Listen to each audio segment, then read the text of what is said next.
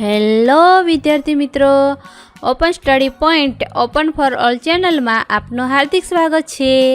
આજે આપણે શીખીશું ધોરણ 9 વિષય ગુજરાતીનો પાઠ 10 ભારતીય સંસ્કૃતિની સિદ્ધિ. એના સ્વાધ્યાયના પ્રશ્નોના જવાબની સમજ મેળવશું. તો ચાલો જોઈએ ભારતીય સંસ્કૃતિની સિદ્ધિના સ્વાધ્યાયના પ્રશ્નોના જવાબની સમજ.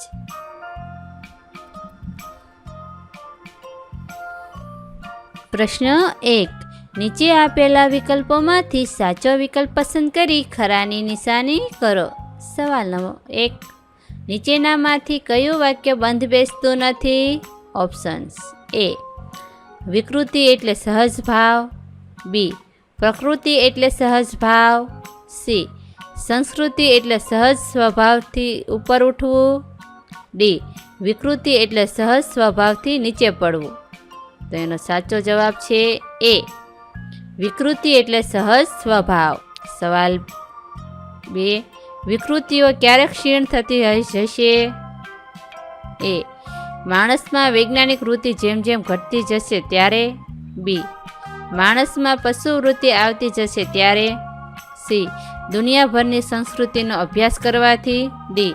માણસમાં વૈજ્ઞાનિક વૃત્તિ જેમ જેમ વધતી જશે ત્યારે. તો એનો સાચો જવાબ છે ડી. માણસમાં વૈજ્ઞાનિક વૃત્તિ જેમ જેમ વધતી જશે ત્યારે વિકૃતિઓ વધારે ક્ષીણ થતી જશે. સવાલ 3. પાઠના આધારે ભારત પાસે અદ્વિતીય એવું શું છે? ઓપ્શન્સ: એ. માનવ સંપદા. બી. વિચાર સંપદા. સી. પ્રાણી સંપદા. ડી. વૈભવી રહેણી કરણી. તો એનો સાચો જવાબ છે બી. વિચાર સંપદા. ભારત પાસે અદ્વિતીય એવું વિચાર સંપદા છે. પ્રશ્ન 2. નીચેના પ્રશ્નનો 2-3 વાક્યોમાં ઉત્તર લખો. હવે આપણે પ્રશ્નોના જવાબની સમજ મેળવશું. સવાલ 1. પ્રાચીન સમયના કોઈ ઋષિ આજે આવે તો તે શું કહે છે?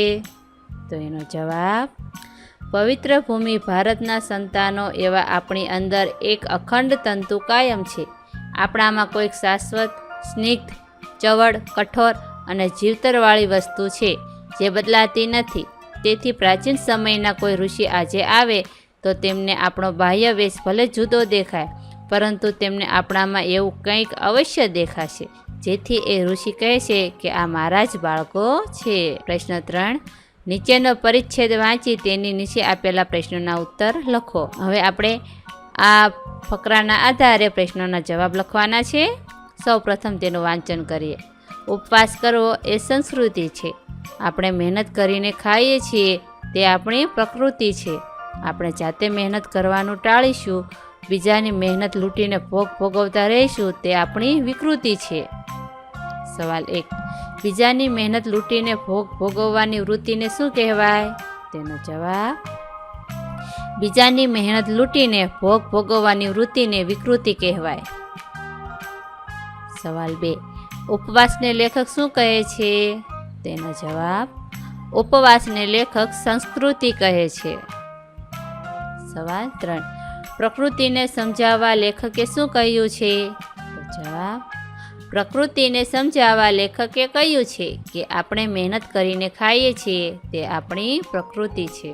સવાલ 4. આ પરિચ્છેદને યોગ્ય શીર્ષક આપો.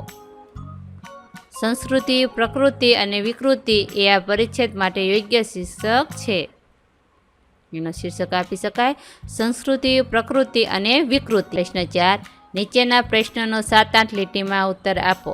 સવાલ 1. આ પાઠમાંથી ભારતીય સંસ્કૃતિની વિશેષતાઓ લખો. ભારતીય સંસ્કૃતિની વિશેષતા એ છે કે તે મનુષ્યને પશુતામાંથી માનવતા તરફ આગળ જાય છે, જેને સંસ્કૃતિ વર્ધન કહે છે. આપણી સંસ્કૃતિ શીખવે છે કે વિકૃતિ આપણી હોય કે બીજા દેશની તે હંમેશા વર્જ્ય છે. ભારતીય સંસ્કૃતિ પ્રયોગશીલ છે. તેની પાસે અદ્વિતીય વિચાર વૈભવ અને આધ્યાત્મિક વિચાર સંપદા છે. ભારતીય સંસ્કૃતિ એ શબ્દોની એક અખંડ પરંપરા જાળવી રાખી છે. શબ્દશક્તિ અસમલિત પ્રવાહ રૂપે વિકસિત થઈ છે. ભાષાઓ બદલાય છે પણ આપણી જ્ઞાન પરંપરા ખંડિત થઈ નથી. ભારતીય સંસ્કૃતિ એ સ્થળ કાળના ભેદો છતાં એકતાનું દર્શન કરાવ્યું છે. પરમ પવિત્ર એવા ભારત દેશમાં તુલસીદાસજી, નરસિંહ મહેતા, શંકરદેવ અને માધવદેવ જેવા અનેક ભક્તજનોએ પોતે જ્યાં જન્મ લીધો છે તે પ્રદેશની પ્રાદેશિકતાના જ નહીં પણ સમગ્ર ભારત ભૂમિના ગૌરવ ગાન ગાયા છે. જે સંસ્કૃતિ, વિભિન્ન ભાષાઓ અને અપરંપાર વિવિધતા ધરાવતા આ ભારત દેશને એક માને છે. એ જ આપણી ભારતીય સંસ્કૃતિની સિદ્ધિ અને વિશેષતા છે. આ વિડીયો નિહાળવા બદલ આપનો ખૂબ ખૂબ આભાર અને ઓપન સ્ટડી પોઈન્ટ ચેનલ તરફથી વિડીયો નિહાળવા બદલ આપનો આભાર. આવા બીજા વિડીયોઝ નિહાળવા માટે અમારી YouTube channel open study point અત્યારે જ સબસ્ક્રાઈબ કરો.